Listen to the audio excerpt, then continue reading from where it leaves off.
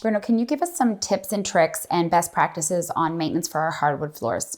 Well, hardwood floors, a lot of people have the misconception that they have to wash their floors, and washing the floors is, yes, you do need to wash it, but don't wash it with a mop. People tend to want to overwater it. You don't want to put too much water on these floors. Daily, you go through with what I like to call a dry mop. Right. So you just pick up all the dust.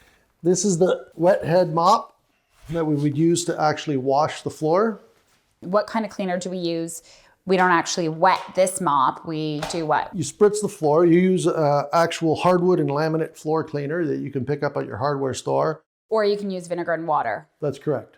And then you just wipe it down. So you don't like old school mops. Like, we don't want to use those type of things because they retain too much water. So we like something more modern like this that doesn't allow you to have that much water. That's correct.